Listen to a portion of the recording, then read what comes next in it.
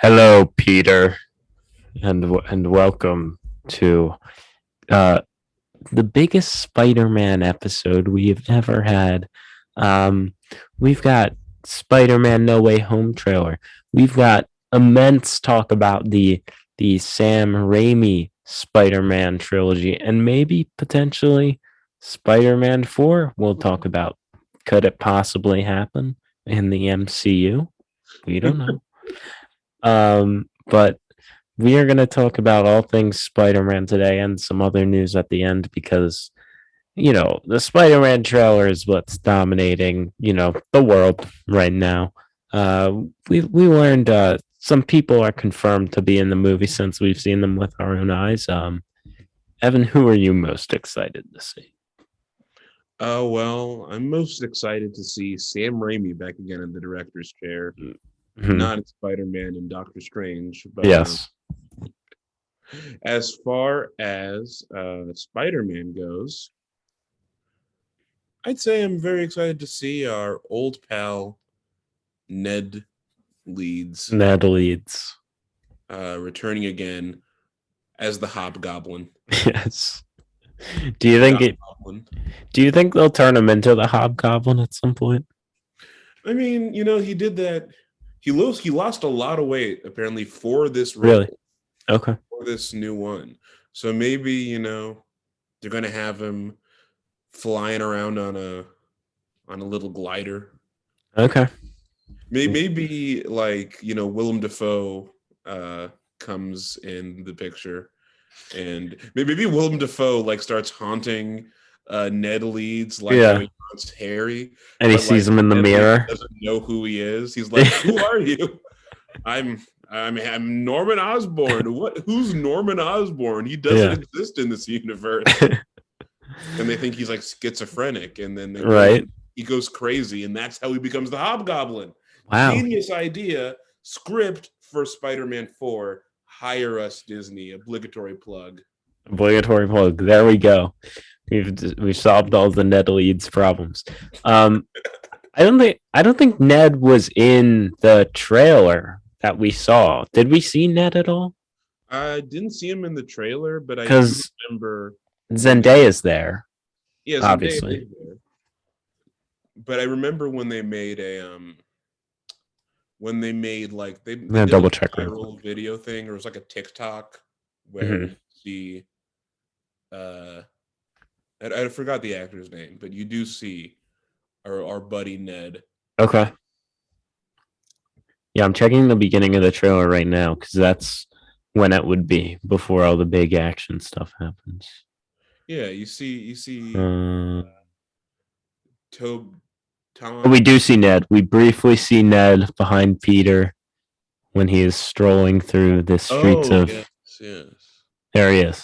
So yeah, he's wearing his hobgoblin getup. He's actually on the glider in that shot. I heard they just Yeah. CGI'd it out for the trailer. they they actually made the actor stay on the glider at all times to get into character. Right, And method they acting. made him undergo extensive goblin therapy. Yes, exactly. So last week before we talked about the Eternals trailer. We played a little game, and I had seen the trailer, and Evan had not seen the trailer for Spider for the Eternals. Sorry, Right. and we had him guess what was going to happen in the trailer, and I would say Evan was close to anywhere in the range of 75 to 90% correct on his guesses. If you want to hear what I'm talking about, it's at the start of the episode we put up last week, episode 30. Number 30. Yeah. Yes. Um, so I decided this time, uh, you know, the Spider-Man trailer, I knew it was coming out on, what was it, last Friday? Was it last Friday it came, or last Saturday? It was Saturday. I remember Saturday. the day after our episode came out. Yes. Day after our episode came out, the full trailer was released. Yeah. So we had, obviously not talked about the Spider-Man trailer since now, but I knew it was going to come out on Saturday. There were people reporting they were going to show it at CinemaCon during Sony's big presentation, and they were right. They probably showed the trailer. I don't know if they showed anything besides the trailer there, but they released the trailer to the public. And since I knew it was coming out, I I just had to watch it. I wanted to watch this Couldn't help trailer. yourself. I couldn't help myself. I knew there was potential that we could see some of our old friends from the other Spider-Man movies. So I had to watch it, and I did watch it. But before I watched it, and I promise it was before I watched it, I wrote down some things as, Evan did it more off the top of his head. I wrote down my things.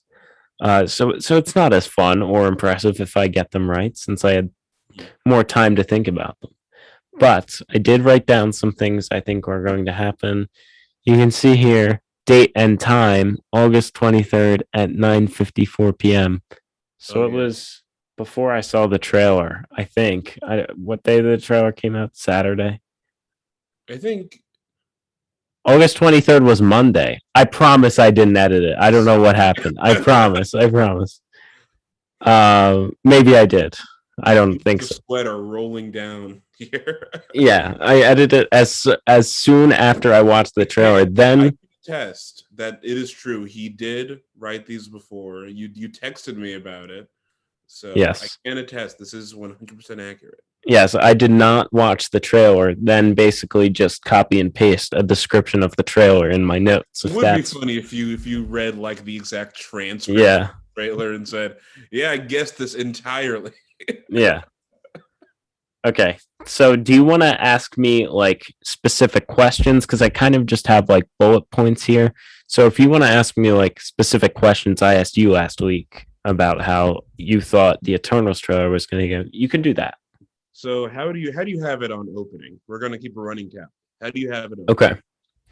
So I had the trailer opened with Peter in high school, just in school, walking the halls, and he's freaking out. He's freaking out about his identity being revealed. He goes home. We see him like maybe put his face in a pillow. He's pretty upset. Maybe MJ tries to call him, comfort him, because obviously she knows since she was there with him as his identity got revealed to all of NYC. So in my mind, how it opened was with just him, just a big ball of stress. That's kind of not how it happened, but basically accurate. We do a little. Spider. We do open with our Peter Parker, our hero, being harassed by the media. Mm-hmm. I don't know. Do they? I can't recall. Do they say why everyone's mad at him? Or oh yeah, I guess everyone's still mad at him for all the Far From Home stuff, right? Right, because the Mysterios, like he killed Mysterio. Well, that's what J. Jonah Jameson put out on his show, and he was like, "Spider-Man's a menace." And everyone thinks Mysterio's a good guy. Only we know Mysterio's a bad guy. Because there was footage of Mysterio, which we learned to be fake, but the general public in the MCU doesn't know.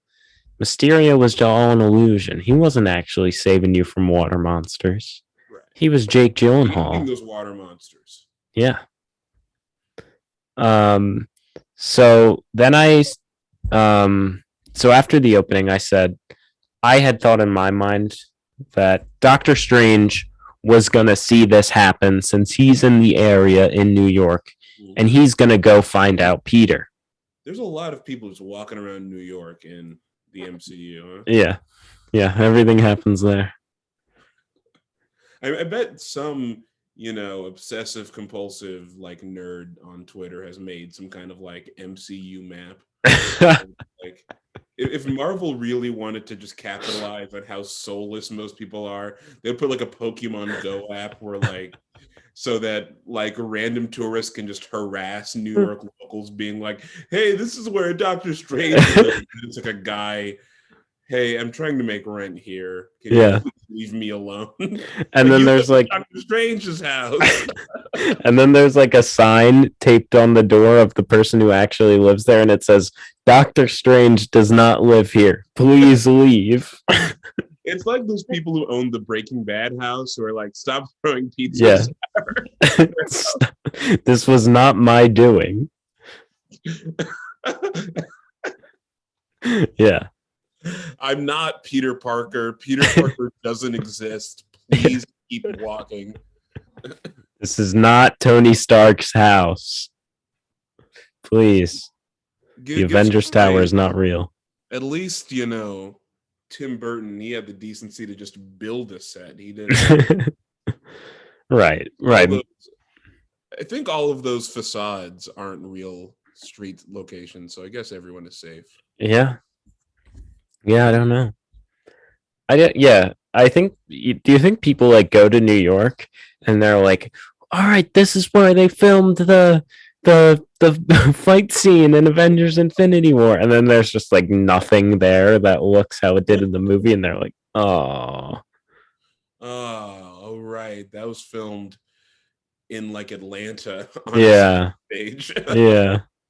Oh, the airport in Germany isn't real, where Captain America and Iron Man threw down. I'm sure the establishing shot was of a real place, but Yeah, it definitely was. I guarantee. But still, Yeah, sad. It's like when they show the outside of like a famous building, or it's like they show the outside of like a building that and then they show the inside, and you're like, "That's not what the inside of that building looks like. I've been there." Yeah. I know my stuff. Okay. So I had Doctor Strange seeking out Peter. In the actual trailer, Peter actually seeks out him. And then I think he's like, well, I'm not now that my billionaire best friend is dead. Let me go to my magic best friend instead. Yeah. Can I please get some help? This is the only, I guess in the MCU, one interesting facet about it is that none of the characters have secret identities. Yeah.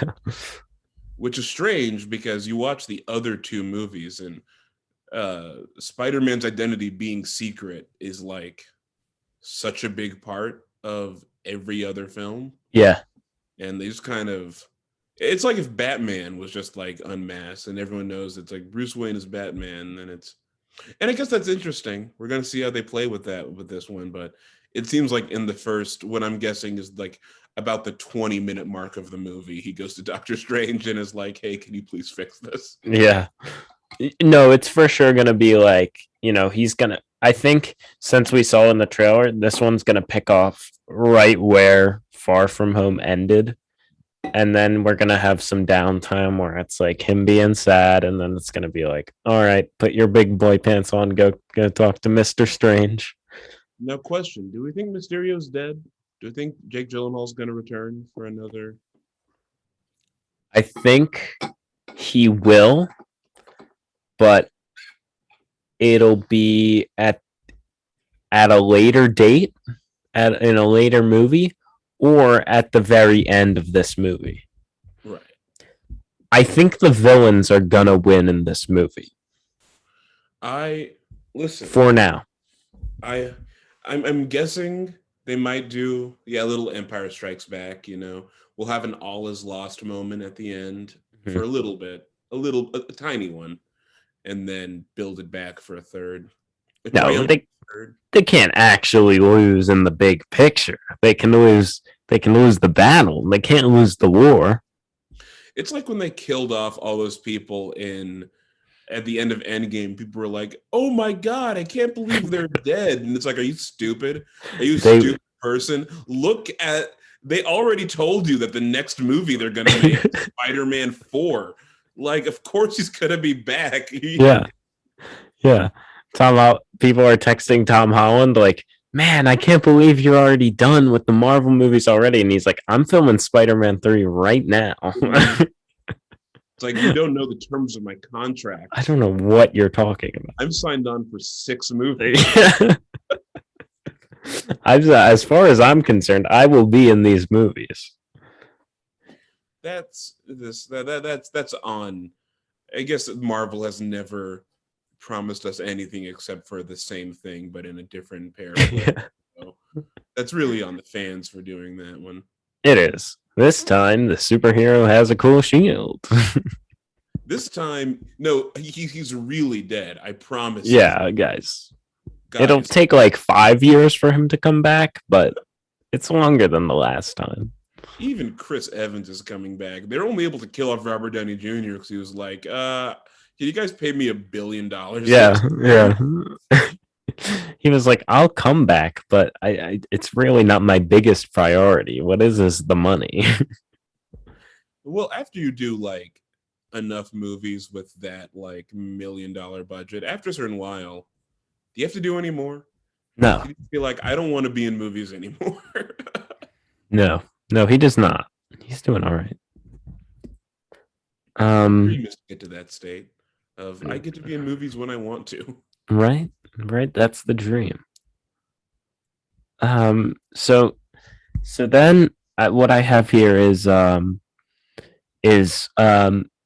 have what I had here was when he goes to Doctor Strange. Doctor Strange is gonna say, "I can wipe everyone's memory. I'm not gonna do it though because X will happen." And Irresponsible. yes, what happens in the trailer is Doctor Strange is like, "Sure, no problem." Makes no sense. I mean, I guess I can see that maybe having him go like, "Oh, I cannot do it because it." Maybe that might have been a bit stilted because we know he would have done it anyway. But that Mhm. seems more, I don't know, interesting and like No, it is interesting. it's much more interesting that it's that he would say, that's irresponsible, or even to say, "Hey, fix your own battles. I Right. I have important things to do. I have a cape to wear. I have I have crimes of my own to solve. I'm not." Yes. Also, he doesn't ever say like, "Hey, everyone else has to deal with people knowing their identity. What makes you so special, Parker? Right. What makes you so special with That your friends of billionaires, with your Robert Downey Jr. was your best buddy, that would be cool. billionaire in the world. Your name is associated. Why didn't you just say that? Why didn't you just rely on the fact that it's like, hey, Robert Downey Jr., Tony Stark Mhm. gave me all of this stuff. That's an easy fix to say. Yeah, at the end of the day, I don't really care if Doctor Strange is like, sure, I'll just do this. I just think since the MCU is so continuous and Doctor Strange has always been like very, very calculated, and it was just the trailer, maybe the movie will give us more context. Yeah. I just thought it was like a little out of character because he was always like, there's 14 million scenarios and only one works out our way. At the end of the day, I'm not gonna like it's not gonna like It's not hinder gonna my bother me, but it is yeah. weird that in a universe that's been kind of cultivating this like experiment, this little experiment that they've been doing of like, hey, let's make these movies that are just originally obsessed with continuity and Mhm. eternal consistency and with like Easter eggs and everything, making movies that have become like an algorithmic kind of game, like Mhm. a game with winning and losing, a game where you have to figure out what everything is a clue to. Mhm. It seems weird that they would then just kind of throw away something randomly, something that might Yeah. have again made for some interesting tension, like maybe Peter Parker, like he can't. Doctor Strange is like, no, I won't do this, and so Peter Parker has to do it himself, and he doesn't know how to do it, and he messes it up, and that's how the multiverse happens. Yeah. Yeah. Yeah. I mean, it's all comes down to, the trailer is what the trailer is for now. Whatever the movie does is will actually what will matter. And, I guess we'll see. Right. Um, Trailer did I feel like do a good job of really just showing you the setup to the plot and nothing more. Yeah. The fact that they emphasize it's a teaser trailer and not a trailer Right. is disappointing. Even though it's 3 minutes long. This is as much as regular trailers should be, though. Yeah. This is I don't want to see another trailer for this movie. I'm going to be honest. me too. I would, but we're on Twitter and stuff like that, so Yes. it's going to be memed out of proportion until we know what the movie's about. But it would be really refreshing if this is all the information they're giving us. I honestly think with bigger budget movies, people know the movies are coming out. People know what they're in for, and they're probably going to be seeing them anyway. Marvel especially doesn't have to do as obviously you want to promote your movie. Right. Marvel doesn't need to as much as just let the movie speak for itself. I think is what I'm a fan of. And because my fear is that they show another trailer and they reveal Tobey Maguire and Andrew Garfield are in it. I want to see that in the theater for the first time during the movie. I don't want to see it on my phone watching a trailer. I want to see it. I want to see it and hear the audience applaud. Alfred Molina here was enough. Yes. That was more than enough. I would have even settled if you just see like a tentacle. Yeah. See like the Dr. Octopus tentacle come out. And that's enough. That's all we need. And they did it right when they did the little Green Goblin thing. They showed the pumpkin bomb and like had the laugh, and it was like, we're not showing you Willem Dafoe, but here's this. Right. You show us that. You show us like you hear the iconic laugh. I'm like, okay, good. Willem Dafoe back. That's all I need. Right? Yeah. You don't. Once again, it's. I would much rather be left confused than be left bored because you spent 15 minutes explaining everything to me. Right. It's a lesson I don't know if Disney will ever learn, but yeah, it would be nice if they did. I think it showed some improvement because this movie is probably going to be loaded, and they didn't load the trailer too much. I think they loaded it just enough. So keep it that way. Don't show us every other villain in the next, because I already know the next trailer is going to be like, here's Jamie Foxx, and here's Willem Dafoe, and here's whoever else is in it. And I'm going to be like, why? How much you guarantee there's going to be so many like Raimi Spider-Man memes in that movie? Like they're going to say pizza time. Oh, for sure. They're going to do all that stuff. I think this is something we can do more of at the end of the trailer when we end. We're going to do we want to do a video that is what we think's going to happen in Spider-Man 3, the callback movie. Where all the memes will probably happen. It'll be to the tune of the Red Letter Media video on Solo. Historic video, really. It's a great video. Evan showed it to me. That is a historic achievement right there. It is if anyone doesn't know what we're talking about, go watch it. It's great. I will say that as much as Marvel is very paint by numbers, I will say the idea of a Han Solo origin story is probably the most paint by numbers creation that Hollywood created in years. So that one, they not to say they had their work cut out for them, or yes to say they had their work cut out for them, but that was a simpler guideline to follow. I don't. Right. There could be some surprises left in store. Movie. They can't now that there's a multiverse. I guess they can do whatever they want. But I'm gonna guess they're not going to do whatever they want. No, they're gonna follow the formula. So no, you can't do a little bit of a guess. Yeah. Yeah. So then, just finishing up with my thoughts on what I thought were gonna happen in the trailer. I thought we were gonna see action sequences after that. I thought we were gonna see Doctor Strange yelling at Peter, blaming him. Kind of happens. Then we get one last battle and a cool shot. Yeah. Camera turns around. Green Goblin flies over there. Yeah. Glad they didn't do something like that. Yeah. That would have been bad. That'll probably happen in the movie, though. That probably is exactly what's going to happen. Yeah. And then I said title card flash, December 2021. Then we're going to slowly fade from black, and we're going to see Doc Ock. We're going to see Electro. And very clearly, there is a space where Green Goblin should have been, but they don't show him in the trailer. They edit him out because Marvel does that in trailers. They just edit people or things out of their trailers.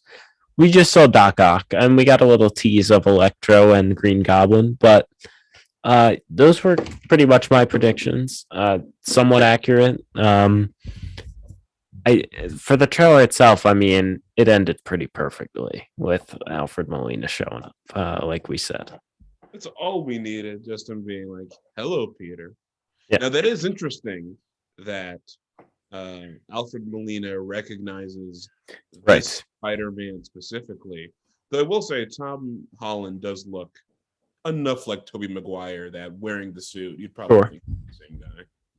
I saw some of that thrown around on like Twitter and YouTube and like different places. Like people think he's actually talking to Tobey Maguire's Peter when and it's a misdirect in the trailer that that's not actually the same moment. The shot of Doc Ock and then the shot of Peter, because we don't see them in the shot together. It's two separate shots of each other. So very possible that he is.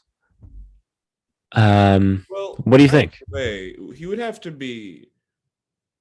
One interesting aspect that we should also mention is that for this to happen, Doc Ock would have to be like a ghost, because we do very clearly see Doc Ock's dead body floating in like the Hudson River at the end of yes, Spider-Man 2. But it is already confirmed that that is the same person in this movie. Exactly. So I don't know. maybe the power of the multiverse grants necromancy, or maybe it's like it's another alternate universe, and then this version, like right before because he's back, and the way they shoot him, he looks to be evil in this one as well. Right. I think they're gonna have some big exposition scene. Right. All the characters, though, that they specifically brought back all the previous Spider-Man villains who died.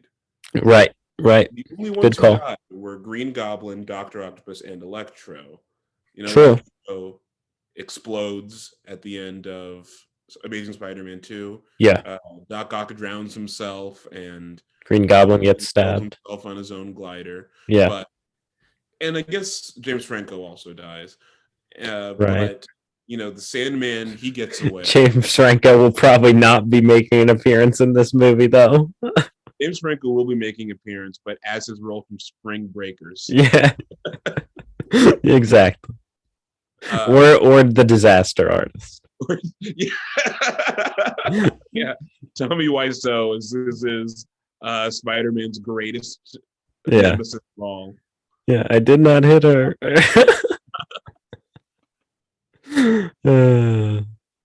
Tommy Wiseau versus. I want to see the Tommy Wiseau Spider-Man sequel. Yeah. Have you seen that video of him dressed as the Joker? I have. It's a great video. What we need. It's what we need. A cinematic universe. The Wiseauverse, the WCU. Yeah. I saw there was one moment in the trailer where something like jumps out at Peter that people think is the Lizard from Amazing Spider-Man 2, who we know is the villain. Does he die at the end of that movie? I don't believe so. I forget how it ends. He turns back into a human, and then he's just like embarrassed. Okay. I forget. It's been a while since I've watched Amazing Spider-Man. It has been. Dennis Leary dies at the end. Right, Gwen Stacy's dad. Yeah. Right. Mm-hmm. Yeah. In the same scene, he dies, and I don't believe both. I think I want to say there might even be a shot of like one of those things of like Kurt Connors is being taken to jail, and he's like, "Ah, man, but at least I'm better now." I'm pretty sure it's a change of heart at the end. Okay. They could only kill off one character per movie, so they decided to not kill the villain in that one. Well, I feel like because it's the same. Yes, actually, And also because it's like the same scene, it makes me think that they didn't want to have two death sequences in one. And no, it makes sense. Yeah. Doing it, and yeah, Hey, right, hey, yeah, because in the after credits sequence, Kurt Connors is shown in jail. hey, I'm more of a defender of the Amazing Spider-Man movies than most, even though I know they aren't very good. I think the first one is like uh, it's not as embarrassingly weird as the second one is. Yeah, yeah. It's still a little too. It's a little. It's not correct. It feels wrong. I mean, Andrew Garfield is great, of Yeah, course. Mark Webb is a good director. it's the writing. It comes down to the writing. It does. It comes down to the fact that wasn't that movie written by like 10 people too? I don't know actually. We had talked Evan and I about this before the show that the writer of or out he was one of the writers on the Amazing Spider-Man. He also wrote Spider-Man 2 and 3. I believe his name is Alvin Sargent. Yeah, the screenplay was written by 3 people. Okay. In addition to Alvin Sargent, Steve Kloves, and James Vanderbilt. Okay. Writer of White House Down. That kind of explains it a little bit, but not a good movie. Yeah. Okay. But I mean, you do get the person who directed, like, who's famous for directing a pretty good twee romantic comedy drama. Sure. To make Spider-Man, and yeah, it's gonna come out looking like a skateboarding music video. Mm-hmm. It's not the worst thing ever. A skateboarding music video. That's the perfect description.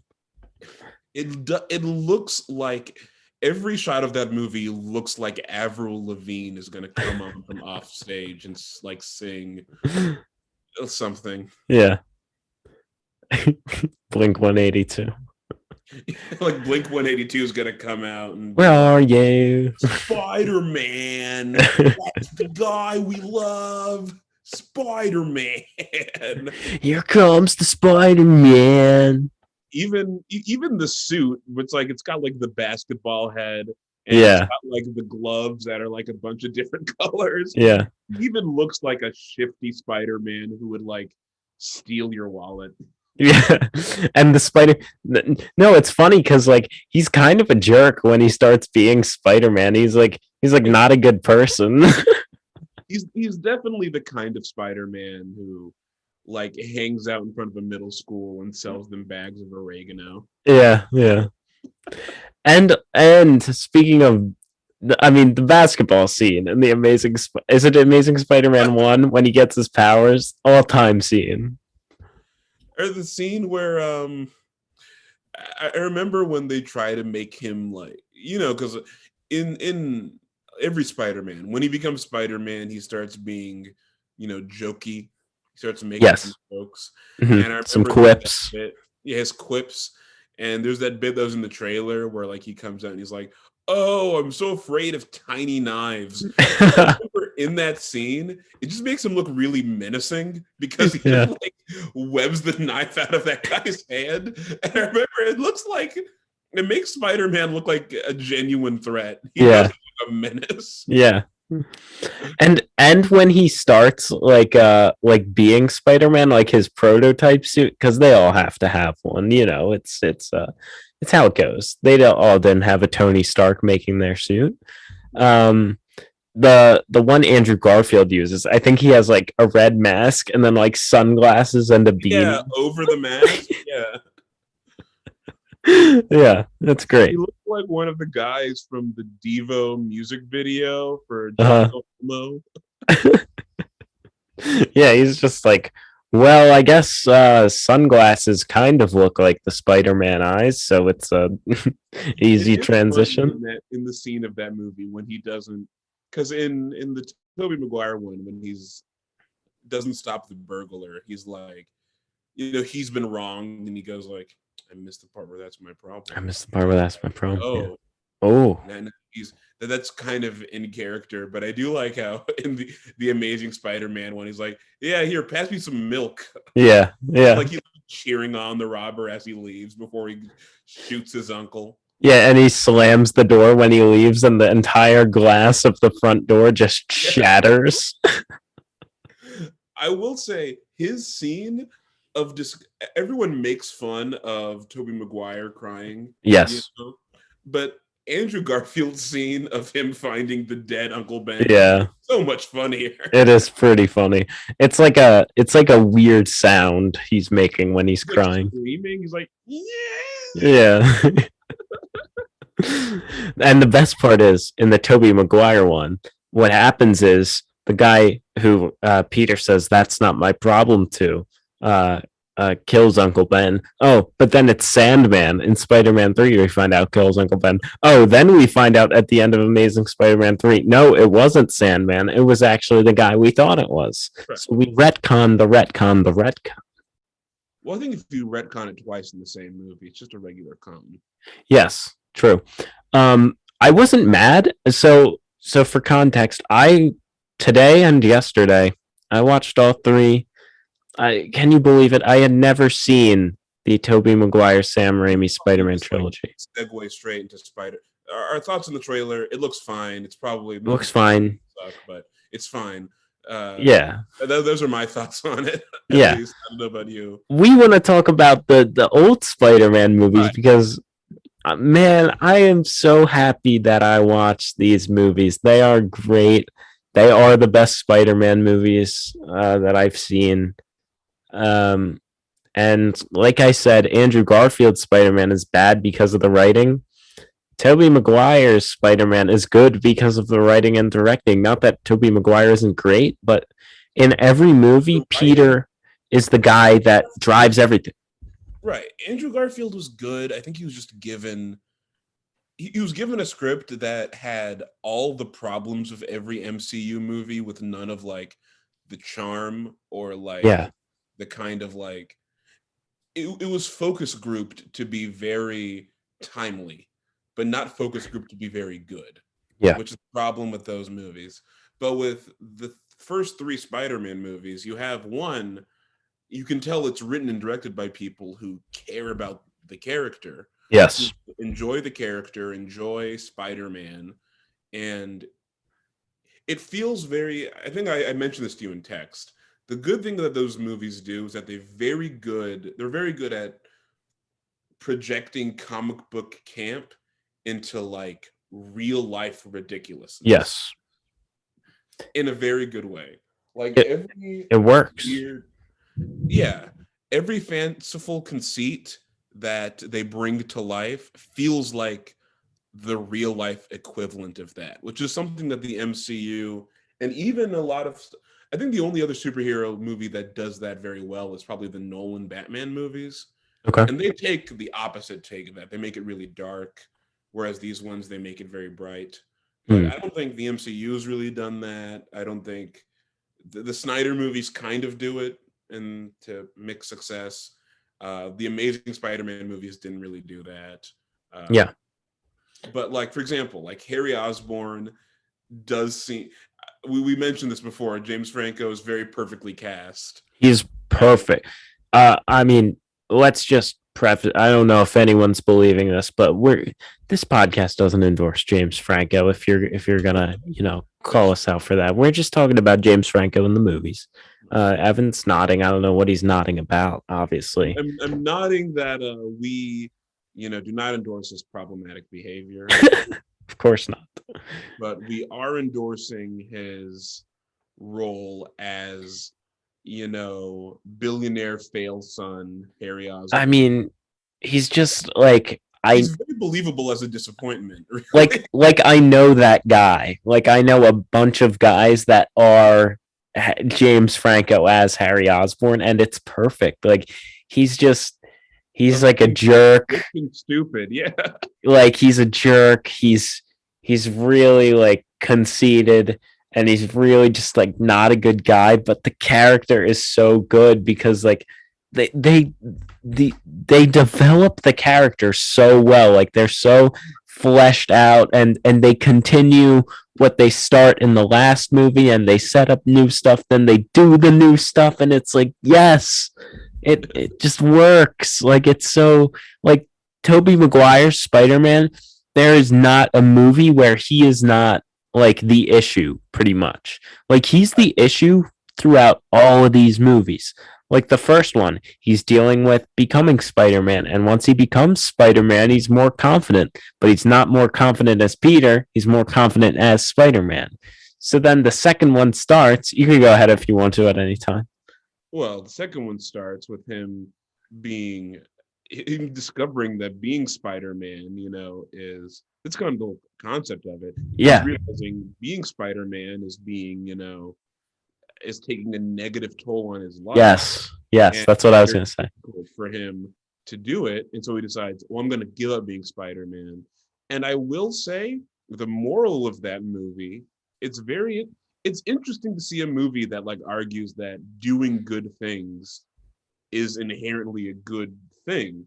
I feel like it's like the polar opposite of the message of I It remember is. Man of Steel and stuff like that. Mhm. It's like I remember. Well, I guess Man of Steel ultimately they decide against it, but like Amy Adams, not Amy Adams, Clark Kent's mom has that whole speech where it's like, be their hero or be none of it. It's up to you. Mhm.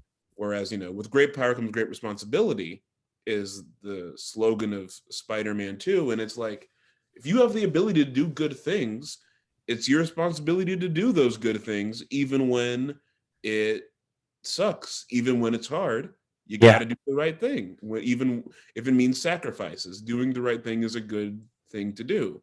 Yeah. Which uh, I feel like not a lot of movies recently have really hammered that home. Mm-mm. The Amazing Spider-Man 2 kind of tries to do it. They also have a similar Peter Parker quits being Spider-Man, except in that one he returns to being Spider-Man like 14 minutes later. Mm-hmm.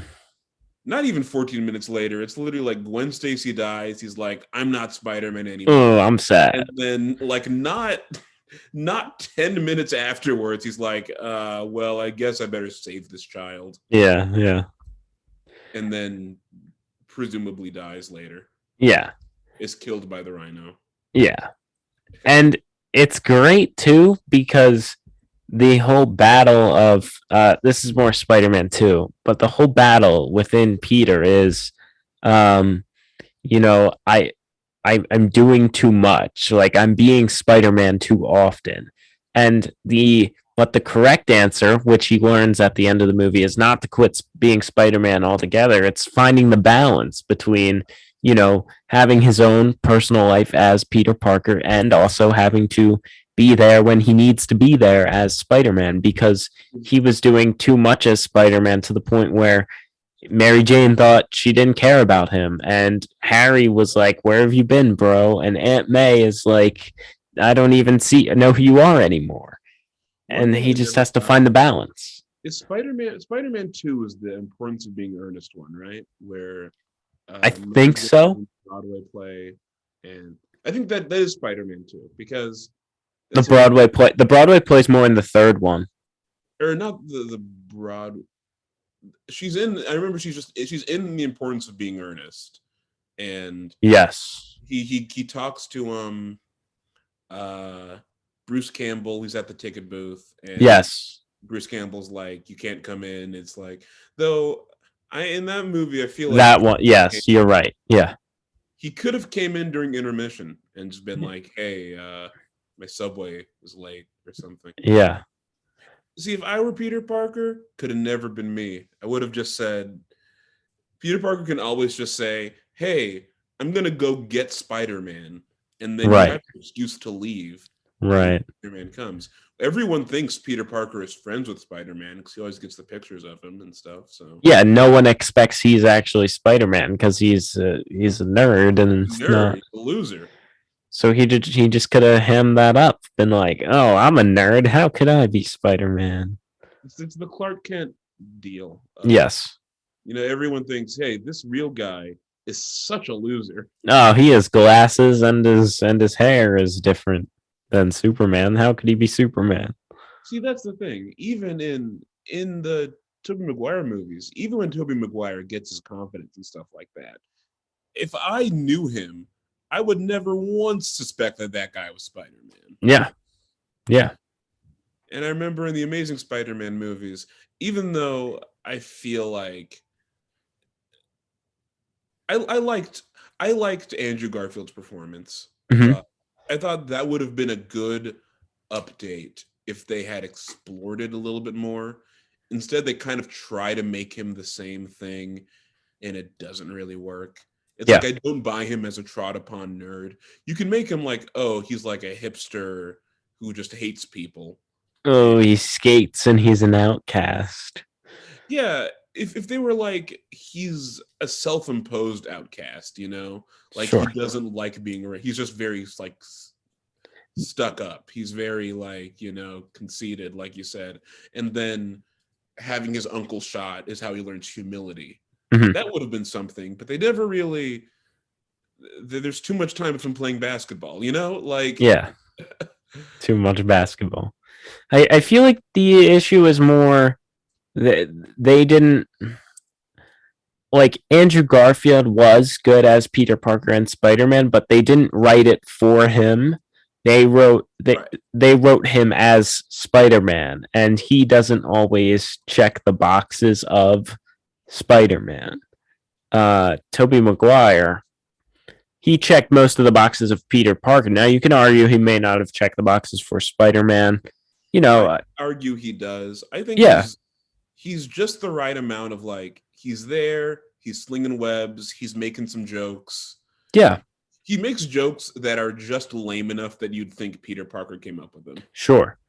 I think, but I think the good thing is they never once they started writing Tobey Maguire for Tobey Maguire or however Tobey Maguire chose to play the character, they never once got away from that and made it different. Not like so this is the second one, so he's gonna say more quips in this one. He's consistent. Like these movies are very consistent, and that's the best thing. Um, and I enjoy it.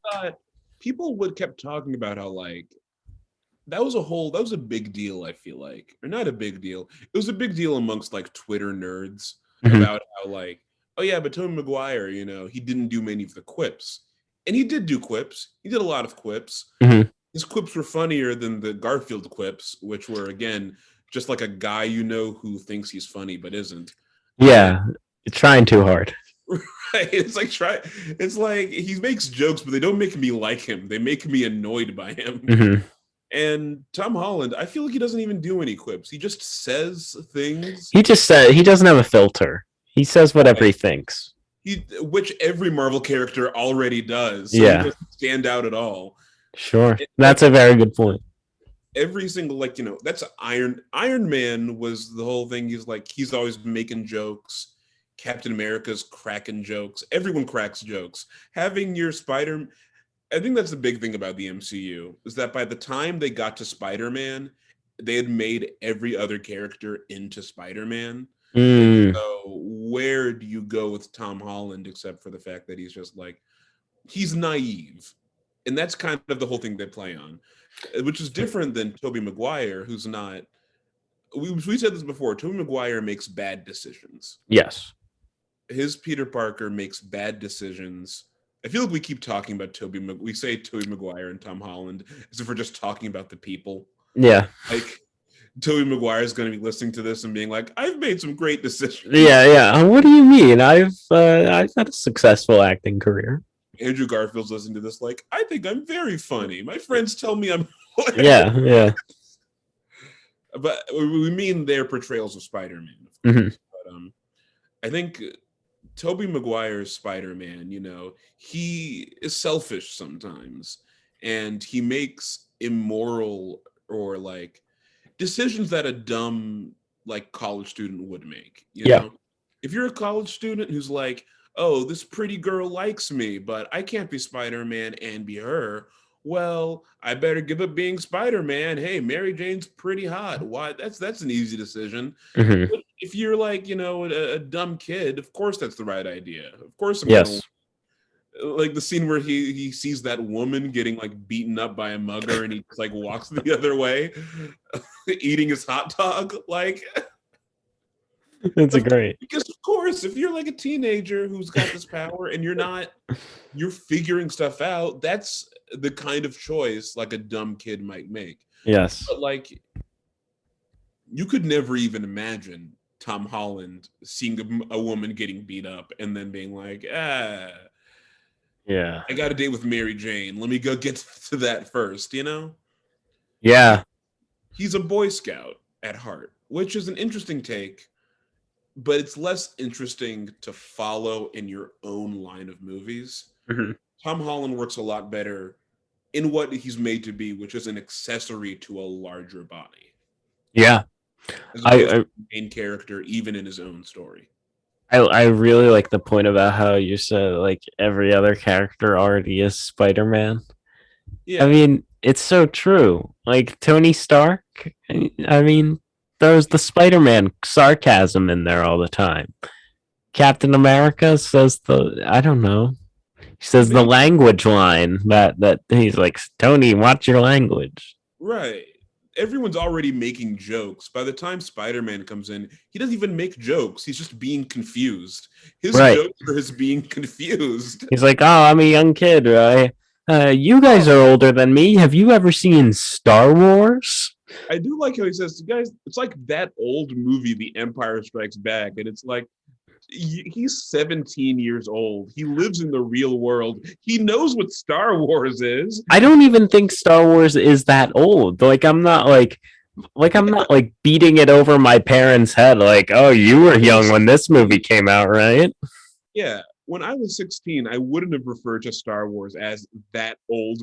You would have just said Yeah. Star Wars. It's like A everyone knows 10-year Star old would Wars. have just said a Star Wars. Yeah. It's like Yeah, he's literally a aware person who enough. lives in the real world. He's not very aware, Tom Holland's Peter Parker, but he's aware enough to where he would like Like know. you would know that also he's young. I guess he is. He's notably younger than Tony Stark. I'd say he's about like 30 Yeah. years younger than Tony Stark Hmm. in those movies, or probably even like 35 years in I terms would of say so. character difference. Yeah. Like there are other young members of the MC. I just feel like with the way they set up the MCU, they made Spider-Man a bit less special, which is why he's so different.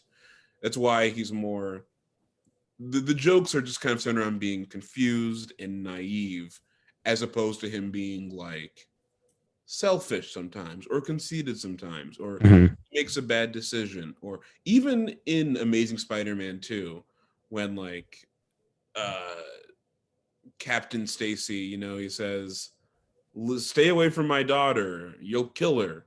And Hmm. then he's like, oh, I can't help myself. And then he does kill her. That's something that a stupid teenager would do. Yeah. That's very accurate. That's a bit more accurate if you look at Peter Parker, or just not even more accurate, just more interesting. I haven't read the most recent comics and stuff like that, so I can't even say. But that's a more interesting take on a character that he would. And I guess you kind of see that maybe with this new trailer. Hmm. Like, I want you to change reality so that I'm not inconvenienced by stuff anymore. But even then, that just seems to come out of more of a place of frustration and like fear of his own safety. Sure. Which, again, that's like more naivete than it is selfishness. Hmm. I think more and more we're realizing how the MCU Spider-Man just isn't as good as the original. And no, I mean you can't redo what Sam Raimi did, and Right. they're not trying to, and they're not. Good. I'm glad Sam Raimi, I feel like, codified Spider-Man just as a character. And Mhm. he made three great movies. And the thing about those three movies that they function very well just as a series of like action sci-fi movies about a kid who becomes a superhero and has to deal with it. Mhm. And it ends on like a bittersweet note. They were supposed to make a four, but they didn't. It like ends with like a bittersweet dance between Peter Yeah. and Mary Jane, Yeah. where they're like, well, I guess let's come together, even though they're not sure what the future holds, No. which is surprisingly, that's just it's interesting, even if it's not probably the best way you want to end your action superhero movie on. It's an interesting change. It feels different. It doesn't feel like it was regurgitated up. And even Sure. that movie, which was the most paint by numbers, that was the most studio led of the three. Hmm. It doesn't feel like it was made on an assembly line, Sure. which is something that I think just a lot of modern superhero movies struggle with, is that Yeah. assembly line feeling. And even the new, and that's the thing, maybe that's why we saw a tweet recently that said the reason why you don't see an MCU Uncle Ben is because it's impossible to imagine Tobey Maguire doing something as unwholesome as letting a burglar go Tom because he Holland. doesn't care. Oh, Yeah. Tom Holland Hmm. doing something that unwholesome. But that's kind of true. That's you can't imagine Tom Holland, choosing to hang up being Spider-Man, really. They're very concerned with keeping him wholesome and as their child character. I don't think it's a bad thing. I don't think it's I don't know how realistic it is. Not that that matters because the MCU is not realistic. Well, that's the thing, Sam Raimi, again, like they make everyone seems like someone or someone you could know. Mm. Harry Osborn definitely is like a guy you could meet. He's a guy I know. He's Yeah. a guy, yeah. But a lot of people who are stupid and rich, and Yes. it's like they're trying hard to appease their parents, but they just fundamentally cannot, Hmm. because their parents are bad people too. Really, when you get deep down inside of it, and Tobey Maguire, a lot of kids who like they think that he's a nerd, but he's a nerd because of his own mind, because he's not Yeah. confident. But once he Hmm. gains some confidence, he's able to get Mary Jane. He's able to just be himself and grow up and be Yeah. responsible and stuff like that. People like J. Jonah Jameson, even as much of a cartoon as he is, that's like uh that's a person that exists, like a Oh yeah. hard edge, just He's like like a nerd. Fox News guy. Yeah, he's just Tucker Carlson. That's all he Yeah. is. That's a real guy who exists, Yeah. albeit to a cartoonish degree. Hmm. But every character in the MCU is kind of just a variation on a theme, which is the same guy. They're all Spider-Man, and they're all like a specific focus grouped version of Spider-Man that is easy to laugh at, but not very easy to relate to. Yeah. Yeah. I think J.K. Simmons is. I mean, we talked about how perfectly cast this trilogy is, the original Spider-Man trilogy. I mean, J.K. Simmons. Who else can be that guy? I mean, There's most no roles other J.K. way. Simmons plays, he's yelling at someone. This is different than Right. just yelling. And like, there's no other way. I mean, the Mark Webb movies, they got around that pretty smartly by just having him be like an email Yeah. address. And I like how they just go right in and make him Alex Jones In Spider-Man Far Far From From Home. Home. It's Which great. It's gonna be perfect. Like I hope we see a lot of him. I could honestly just settle for him as like that one joke. Like that's Sure, fine. sure. That's as much as I need to see, I think. Yeah, I don't want them to beat us over the head with it, but I would like to see him. I would like to see him again, but like in one scene of him is enough. You Yeah. know, they use him just right in the Spider-Man movies. It's like you'll have a bunch of dramatic scenes, like that excellent scene in the hospital where they go full Evil Dead, and you have the like tentacle cam seeing Hmm. all the doctors get like brutally murdered, and then we cut right to uh, J. Jonah Jameson and Ted Raimi cracking wise together, making Hmm. smart little jokes that Hmm. are in character and funny. They use them just right as like a good comic relief. It's great too in Spider-Man 3 at the end when J.K. Simmons asks for the camera from the little Just like girl. $5 or something, right? And he's like, "How much for the camera?" And she's like, $100. He's like, $100, and he's like, "Fine." And then he goes to take a picture of Spider-Man, and he opens it up, and there's no film, and the girl goes, Just "The film film's extra. extra." One of the better moments of the movie. I thought that was great. That is an excellent moment of that movie, really. Hmm. He's like, where's Parker? It's Uh, just like it's so smart, like how they do everything. It's just the right way to do it. I feel like even like right. people talk about Spider-Man 3 being I know there is talk of this that I mean it is probably my least favorite of the three. It doesn't mean It it's is the bad. worst of the trilogy, yes, but Um it's not as much I as could have people. done without Sandman He's kind of a nothing of a villain, if they and use so is Venom, I think too. if they cut Sandman out and gave all the scenes that they had Sandman into developing Eddie Brock more, Yeah. I think we have a much different, much like Or even better movie. to just developing Harry Osborn as the next Green Goblin. Yeah, You know, that was some of the most interesting stuff. I liked how the three movies you kind of see Spider-Man, you see Peter Parker grow up, and you see Harry Osborn sort of refuse to grow up. yeah, He's always living in the past, and that drives him to his own destruction. yeah. And It's. you get to see that major character change. I don't know if you see, have any MCU characters gone from being like a an ally to a villain? I mean, we had Sharon Carter, who was Falcon and Winter Soldier. Uh-huh. Uh, she was not a character that was very important though in the overall MCU. Besides one movie. Um, Even Bucky, when he first appears, he's yeah, like, when he first appears in that movie, they're like, "Oh, we're trying to find him, but he's not that." When he first appears as like an ally, basically, yes, as yes, an ally who has gone, hmm and yeah. they really go him back. He's back to being good. There are very few times in the MCU where you get to see like a good guy really go bad, and I think that's just because that's risky. That's something that, yeah, Yeah, you know, and I guess it maybe sounds like we're trashing the MCU. I like the MCU.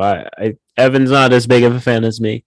but I Uh, don't hate it. I yeah, it they're is a bit cookie cutter formula, but it it's never a formula that gets bad unless it is too repetitive.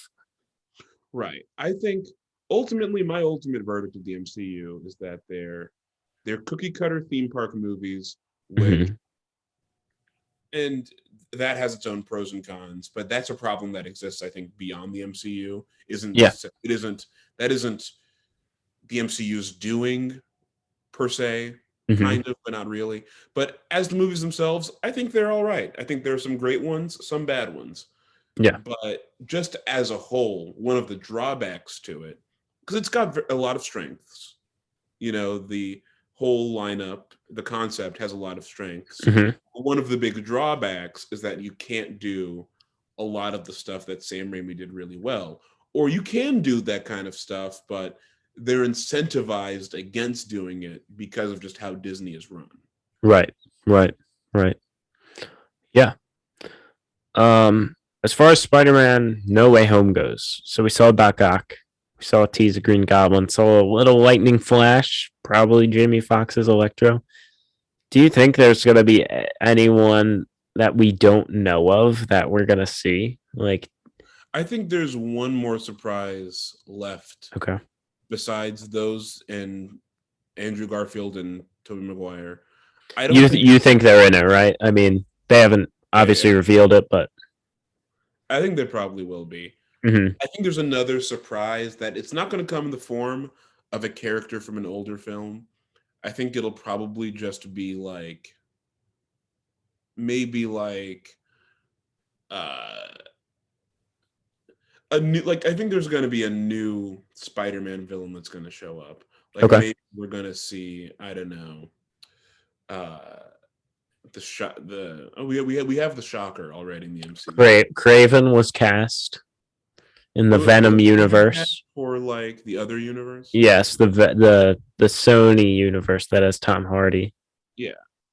I think because the end of Homecoming seemed to forecast that there's going to be like another Sinister Six showing up. Yeah. And currently in the MCU, we've got we've got the Vulture, you've got Mysterio, and then we've got Electro, Doctor Octopus, and the Green Goblin. So we really only need one more villain.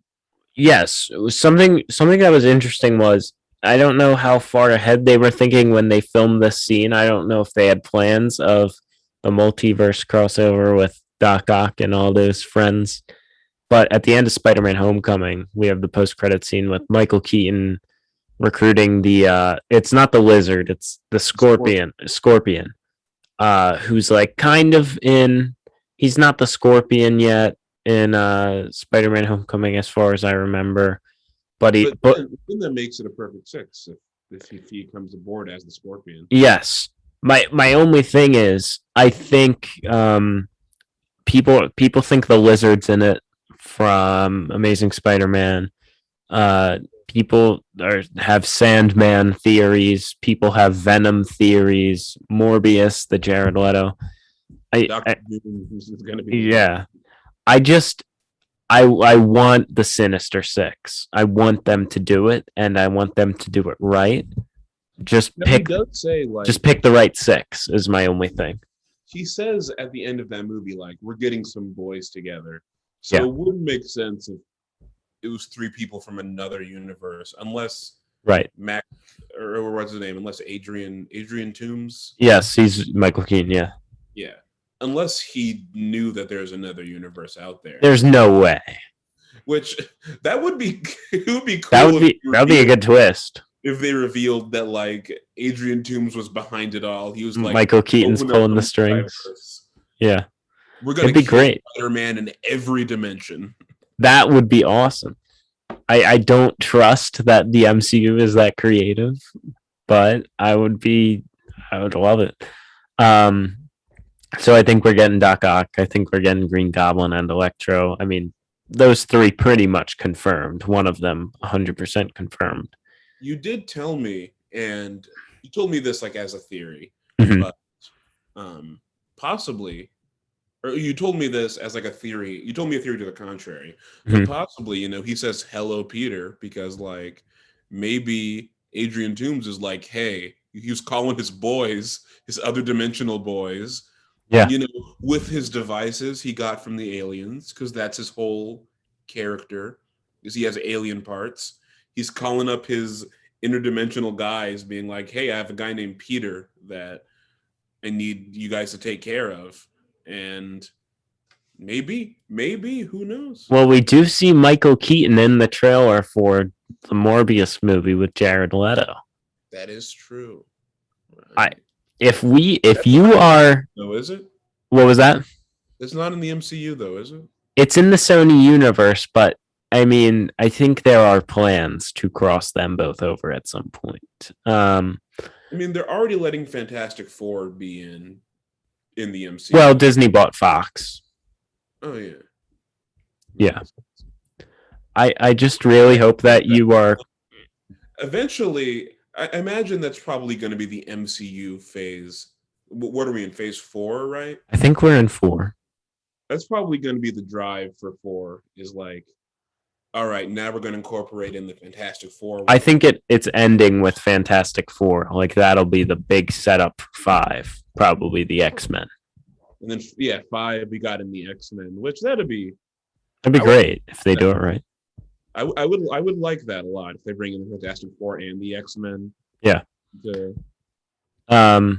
I really hope that you are calling this correctly, like that Michael Keaton is just pulling the strings and he has like some gadget that like leads him to other dimensions, and then in December that would be, I'm guessing it's not gonna happen. Yeah, exactly. But we have it on record that come December, if you are correct, we can say it was Evan all along, or it was Michael Keaton all along. And then they'll do a musical number that Michael Keaton will sing. I want to sing as a part of it. I want to be the bass part of the barbershop quartet. Okay. Like, it was Keaton all along. Yeah, and that's how the song will go. Yeah. And it'll say Keaton, not Vulture or Adrian Toomes. And then the MCU ends with Michael Keaton just being the puppet master. Wouldn't that be cool if you did like have you ever seen if you've ever seen the movie Dogville, where I've like the not. whole movie is like shot like on like a stage with Okay. like the houses are drawn out in tape. It would be cool if you did like an MCU movie where it's like they just like stop caring and they're like, "Hey Tom, come over here." Yeah. They've got to at some point. They've got to be like, let's just preface this with this is not connected to anything we've ever done. It was Michael Keaton's idea. And then someone makes a YouTube theory and it's like, well, because they mention Earth 567 in this Earth one. 567 is up. What if it turns out like Michael Keaton is pulling the strings, but like not the Vulture, the actor Michael Keaton, Yes, who yes, also exists in the universe. yes. Like, and Michael Keaton meets the Vulture, and he's like, "Hey," and they do like a little joke where it's And then like, they're like, hey, "Oh, you look, I like this guy's style." it's like the Spider-Man pointing at each other meme, They're both the which they are certainly going to do in Spider-Man No Way Home when the three of them show up. To the punch on it. So That is true. I think okay, so if we're gonna do the Spider-Man video that we predict everything that happens, should I have a joke that I think is going to happen. Should I save it for that video whenever we do it, or should I? Save your jokes; they're in short supply. Okay, that is true. Um, Why on this cast? yeah, I can't wait to make that video though, because it's gonna be great. I'm gonna be.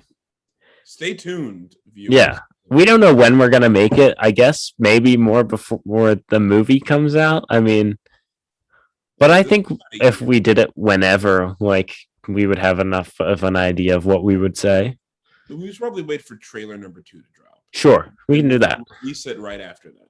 All right, I like that plan.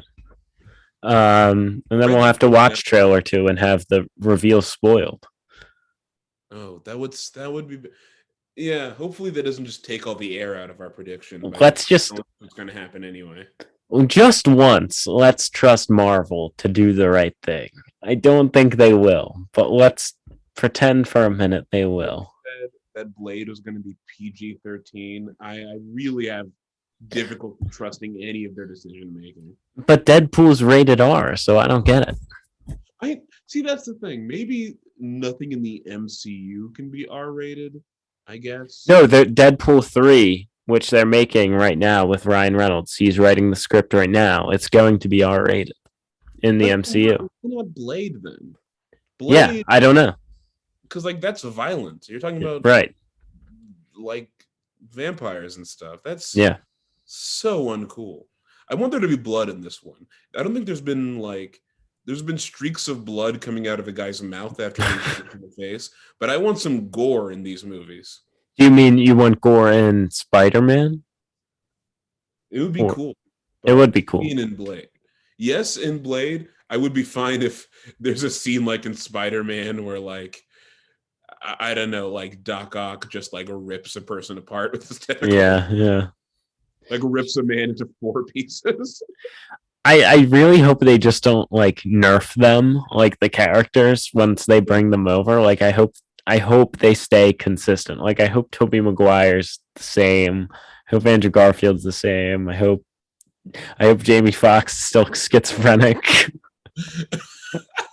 I forgot he's he's hearing voices, and the voices are like a Marilyn Manson song. Yeah.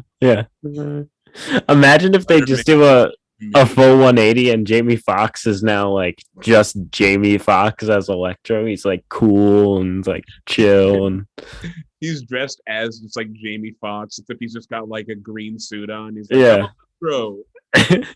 And then he does Jamie like Fox as Ray Charles as Electro. Yes. So he's got like an electric piano around that he's playing. And then he plays it like after he kills someone. He's got that one of those like the keyboards. The keytar. He's got the keytar, except like it zaps. And it's like a synthesizer too. It's like the sound it makes. He zaps a guy and he goes like You've been Electro. Oh, that's perfect. Marvel, hire us. Hire us for your spin-off Spider-Man multiverse movie. That's my script for the What If series. Yeah, the what ifs. All right. Is there anything else we want that's not Spider-Man that we should mention?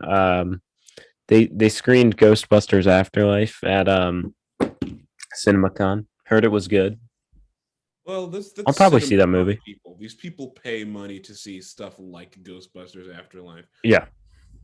I feel like I don't know what's the recent push about Ghostbusters. Is there like are the rights about to expire? I don't know. Because I feel like it's entirely artificial. You know, Yeah, I don't know why all of a sudden everyone's like, they we made a need. Ghostbusters 3 and everyone forgot that it came out like 2 months after it hit theaters. Yeah. Like not even when it was out of theaters. It hit theaters and then like a week later it was gone. There's a whole discourse about it. It was like, these are the sexist trolls that are killing Ghostbusters 3. And then it came out and people didn't even say it was good. It just stopped. People just stopped talking about it once it came out. So you knew that whole thing was a marketing ploy because it like bombed in the theaters and then people just, or maybe it did well. I don't know. Yeah. But now they're making Ghostbusters 4, which yeah, I think this is a continuation. But it seems to be a completely unrelated story. It's Paul Rudd. It's got Paul Rudd, yeah. It's an unrelated in like tone and style. Yeah. It's just like the same IP, which means, I mean, couldn't they just made a Stranger Things movie instead if that's what they wanted to do? But the description says when a single mom and her two kids arrive in a small town, they begin to discover their connection to the original Ghostbusters and the secret legacy their grandfather left behind. So I guess it's just like grandfather, like Dan Aykroyd. That would be really probably. Yeah. This is the thing, their like connection to the legends of the in the movie, are the Ghostbusters just like four like scientists slash like maintenance workers in New York? It's like four dumb schmoes. They're talking about like the legacy of Ghostbusters as if they're like the founding fathers and not like four. The Ghostbusters. This is their original gun. Maybe they have a connection to like Rick Moranis in the movie as Lewis the nerd. I forgot what his character's name is. I'm not sure. People forget that that's like a silly movie. Yeah. It's a silly movie about silly people. And it's not even like the best movie that those four people like were in. It's none of their best films. I don't get. Is there anyone whose favorite 80s movie is Ghostbusters? Probably not. If they were doing like, we're making Back to the Future 4, I would get that because at least that's an excellent film. But this is just like Ghostbusters isn't bad. It's like a cheap comedy. Why are we mining it for this like dramedy Stranger Things ghetto? Sure. And I mean, ghetto. And it does have one of the kids from Stranger Things in it.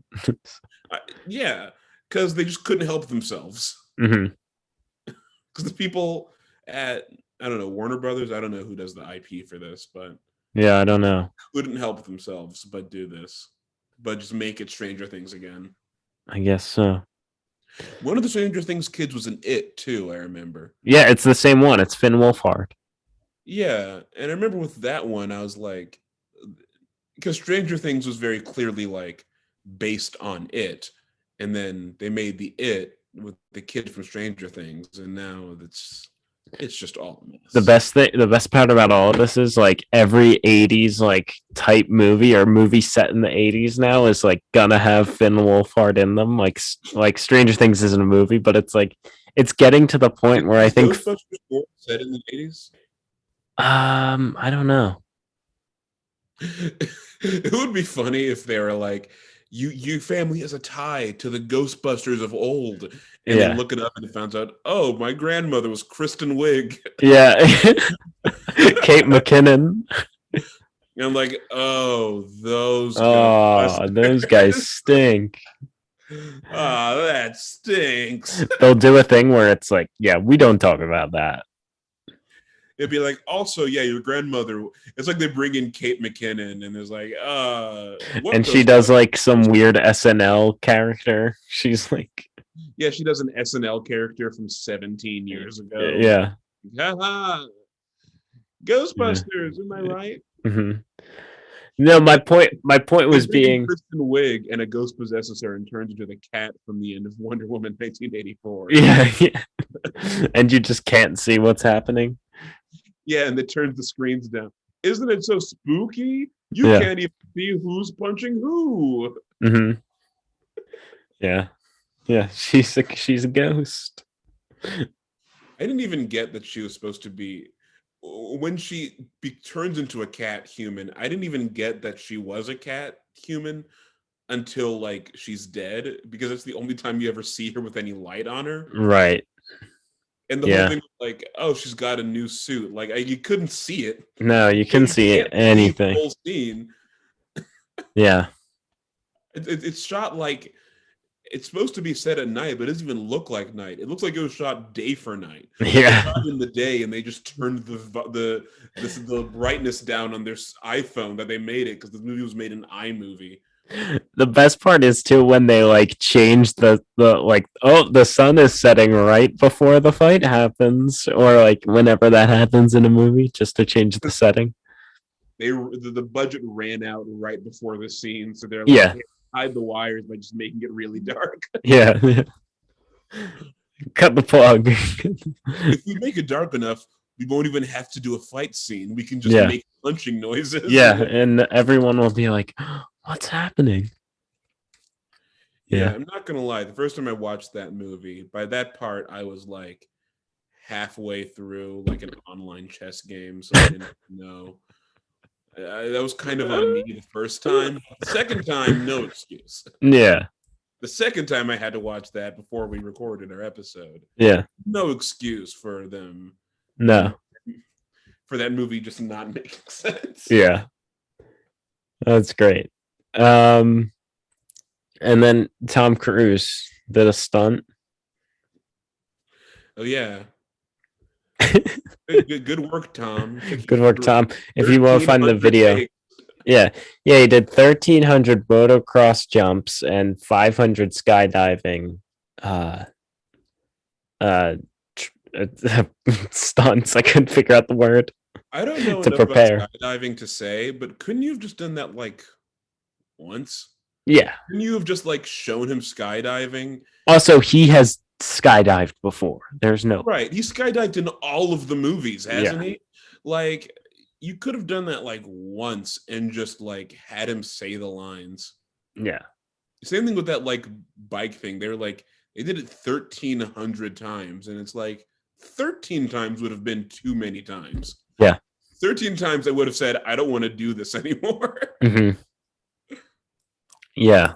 If you want to find the video for that, you can find it somewhere on the internet. It's pretty funny. He drives a motorcycle off a big ramp. Listen, Tom Cruise, everyone makes fun of him, and for good reason. He's a crazy weirdo, but props to him, endless props for like caring, Yeah. which More is than us. more than you can say for a lot of actors. Mm-hmm. Yeah. A lot of them don't care. A lot of them just don't care. Yeah. A lot of them weren't in the same room that those action sequences were fought in. They haven't seen those sequences until the movie was done. Yeah. And it's something that Tom Cruise can safely say, I at least know how most of this movie looks by the time it's over.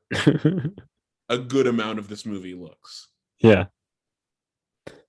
Do you want to? Should we read some Spider-Man movies for our Spider-Man episode? Some Spider-Man letterbox reviews. Mm-hmm. Let's go ahead. All right. You can start if you want. I'll start with the classic, the OG Spider-Man. And by that, I'm referring to the 1978 Japanese film, Spider-Man the Movie, in which Spider-Man becomes a giant robot. A natural progression. Right. Jojo HD gives it 5 stars and says, best Spider. Best spider. I do like that Spider-Man in that movie like turns into a robot, but the robot isn't like a spider robot. Like he looks Sure. like a transformer. He just went from Spider-Man to robot, not for Yeah. any particular reason. It's well, he's got like so I'm a fraud, of course. I haven't seen this Yeah. Japanese film in 1978, but from all the videos I've seen, it's like he's got a robot. I can't tell if that's his sidekick or if that's what he becomes.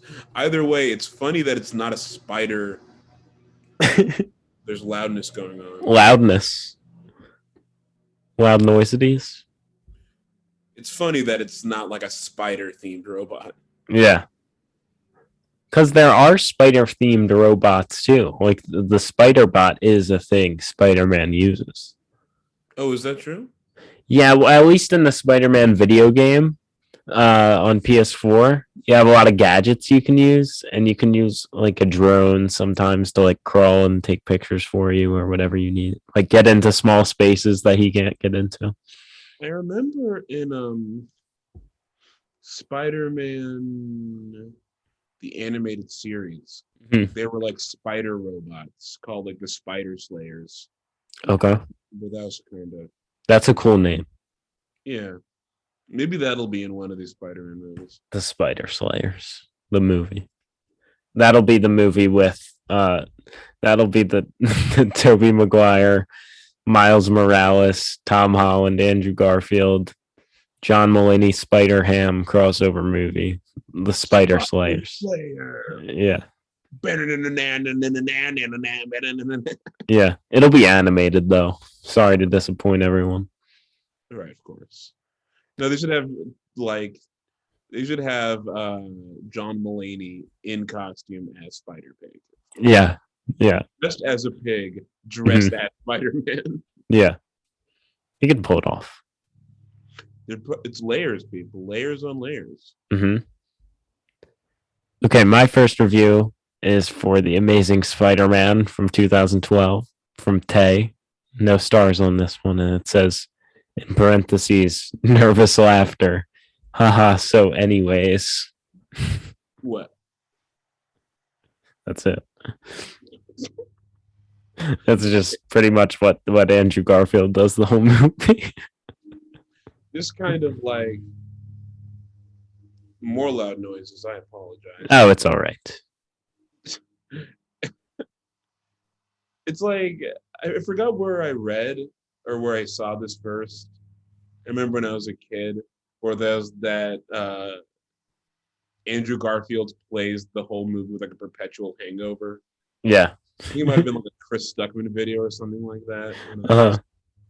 However young that I was watching a lot of YouTube critics. But after hearing that, it's hard for me not to see otherwise. Yeah. It kind of looks like and I guess, I don't know, maybe that's the radioactive spider venom coursing through his veins, but yeah. I think maybe not though. Right, perhaps. Maybe he's just a shy boy. Yeah, shy boy. He's like the living embodiment of that TikTok trend of the like poking your fingers together and pointing your feet in. Yeah. Actually, it's more Tom Holland. That's more Tom Holland, really. That's Tom Holland's That entire is more brand. Tom Holland, yeah. Yeah. All right. Movie 2. Spider-Man Into the Spider-Verse. Cake is Good. Nice name. Gives it half a star and says, never seen. It's great. My second review, I like the ones that are people who haven't seen the movie. Those are my favorite kind. Is from Elena. It's a 3-star review for Spider-Man 2. And this says, James Franco is an incel in this movie. Is he an incel? Because he's with Mary Jane first, isn't he? I'm having trouble remembering the sequence of events because since I watched them all back to back, they all kind of blend together as one big movie. I think, yeah, because no one's with Mary Jane at the end of the first one. Right. But don't him and Mary Jane, don't they get together? They do. Um, And either way, they are together in the first one. yes. That's when he goes, keep your mouth shut about things you don't understand. Yes. And then he goes, Harold Osborne. Mm-hmm. Yeah, he like. Oh no, he is. Yeah, he is with her in the first one because he brings her to Thanksgiving dinner. Yeah. So I think he's just like, yeah, not the best person to her. He's Is just what he is. he just sucks. He just kind of suck, but it's funny because he dies. Hey, that's a sad moment. When he It was kind of sad. like destroys himself with his own pumpkin bomb, Yeah, stabbing himself. yeah, it's sad. And he has that new scar. Is the ball in your court or is it mine? It is in yours, I believe. So Emiliano Bellina gives The Amazing Spider-Man 2 half a star and states, this movie killed God. She's not a fan of schizophrenic Jamie Foxx. Maybe he's a big fan of Emma Stone. You know, Emma Stone is like a god to many people, I think. And Emma Stone's great. right. All right. Final review from Heather for Spider-Man, the first one. 3 stars. Willem Dafoe, Willem Dafoe, Willem Dafoe, Willem Dafoe. And then it continues on for about the length of my screen there. It's a great review, and I agree. We're gonna have one hell of a time. Spider-Man. We're not too different, you and me. Yeah. I like when you can see his. Go ahead. So I do like how he spends the last eighth of that movie just brutally beating up Spider-Man. Yeah. And then like immediately gets stabbed and turns into full-on wuss mode. Mm-hmm. I was tell Harry. Don't tell Harry. Ugh. After being stabbed in the balls. Yeah, that's how he dies too. His own glider. Yeah. I like when you can see him like talking through, like you can see his full face through the mask when you can see like his mouth. Every time that was happening, I was like, this is perfect. It's so funny. The mask gives him like a permanent like. Yeah, it has a facial expression. Like as if to say that the goblin is always making that face. Yeah, it's great. All right, so does this conclude our big Spider-Man episode? I think this does. Okay. I'm very glad I watched those original Spider-Man movies. Very glad I got to talk about them with Evan, noted fan of the Sam Raimi Spider-Man trilogy. I'm Sam Raimi in general. Yeah, exactly. And I'll have to watch more of his movies because I like his style. And maybe I'll talk about them another time. Evan, anything to say before we swing away? Because get it, Spider-Man. I don't get it. No. Okay. Well, explain it. Swing away. You just had to be there. Is Spider-Man a swinger? He's partying with Gwen Stacy and no. I mean, he could be, but no. Let's not libel Tom Holland here. Yeah, he's a good kid. He's a good little boy. He's a little British, but he's, Andrew Garfield also a little British. That's true. We've had 2 British Spider-Man. Yeah, what's up with that? What's up with that? I didn't think about that until now. You need to balance that out by having a Boston Spider-Man. Yeah, that'd be great. Can you imagine like a Matt Damon? Like Ben Affleck. Yeah. But like a current day Ben Affleck. So he's like just a grown man. Like, hey, Mary Jane. Hey, Jameson, you want pictures of Spider-Man? I'll give you pictures of Spider-Man. Ben Affleck as Spider-Man and Matt Damon as Harry Osborn. Harry, what are you talking about, Peter? I'm gonna kill Spider-Man. I swear to God, if I see Spider-Man, Spider-Man. I also, my favorite part of any of the Spider-Man movies is when they have just like a guy with like a thick New York accent just say something to Spider-Man. Like it's so great. The one guy who's like, "Hey, you want to come Spider-Man? You can all of us." I love Spider-Man. Yeah, on the train. All the New York people being like, "Hey, I love Spider-Man. We stand up for Spider-Man. This is New York." Yeah. Boys. It's the best. It's like, it's so great. It's just so funny to imagine just like some New York guy about to eat like a bagel. I guess this is more of a Jersey guy. Just eating a bagel with a pork roll on it, being like, "Hey, you say the bad word about Spider-Man? I swear to God, I'm gonna break my foot so far." Yeah. I mean, it's just always a top moment. It's up there with J. Jonah Jameson moments. That should be to replace J. Jonah Jameson. They should just hire like a New York guy. It's like Joe from New York is the new. Yeah, he's like a recurring character. Yeah, they should just keep. He's the main character, really. He should be. Joe, a Spider-Man spinoff. Joe, a spider story. He like runs a bodega.